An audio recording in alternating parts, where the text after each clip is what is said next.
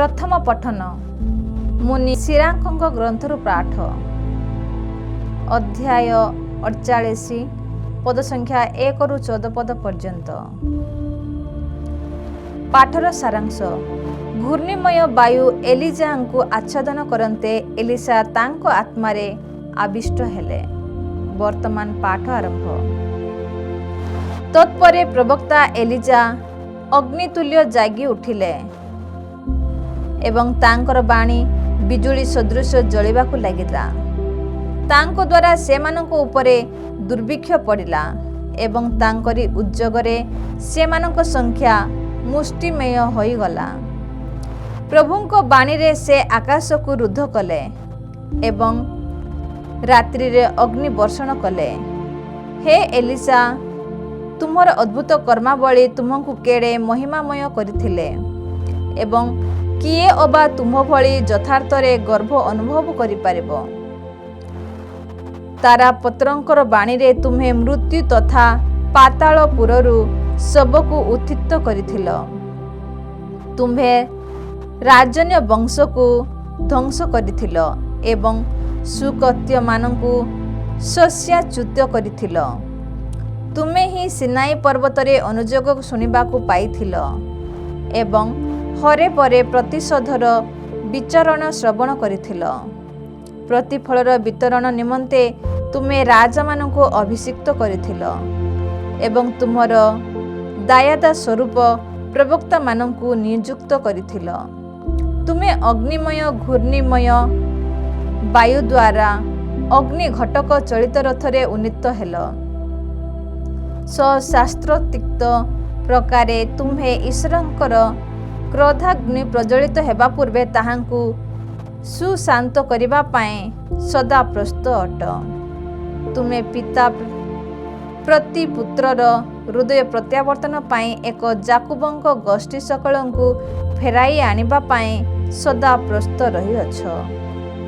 जे तुमको दर्शन करि पारिला से धन्य एवं जे अटे प्रेममय से धन्य। जेहेतु आम्भे सुधा जीवंत होई रहिबु। घूर्णिमय वायु एलिजा को आच्छादन करते एलिसा तांको आत्मारे आविष्ट हेले। तांकर जीवन काल रे से कौनसी शासकंक आगरे कंपित होई नथिले एवं केही तांको निज अधीनग्रस्त करि नथिला।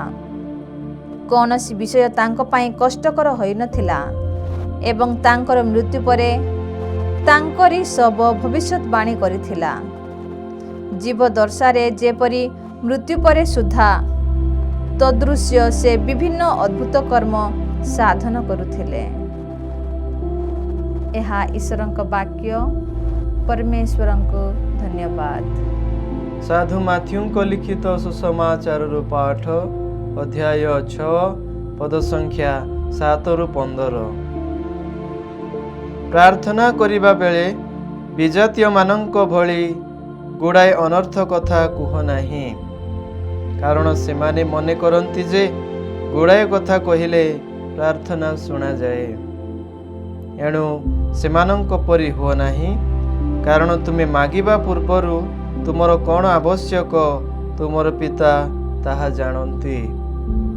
अतएव तुमे एहिपरि प्रार्थना कर।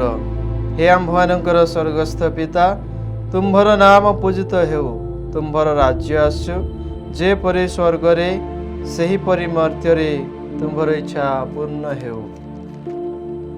आज आम्भमानंकु आमर दैनिक आहार दिय। आम्भे माने जे परि निजर अपराधींको क्षमा करू, तुम्भे से परि आमर अपराध क्षमा कर। प्रलोभन आड़कु आम्भमानंकु छाड़ नाही एवं मंदरु आमको रक्षा कर, कारण तुमे जदि अन्य मानंकर अपराध क्षमा कर तेबे तुमर स्वर्गस्थ पिता मध्य तुमर अपराध क्षमा करिवे। किंतु तुमे जदि सेमानंकर अपराध क्षमा कर नाही तेबे तुमर पिता मध्य तुमर अपराध क्षमा करिवे नाही। प्रभुंकर पुण्य सुसमाचार। हे प्रभु जीशु ख्रीष्ट, तुम्हारा प्रशंसा।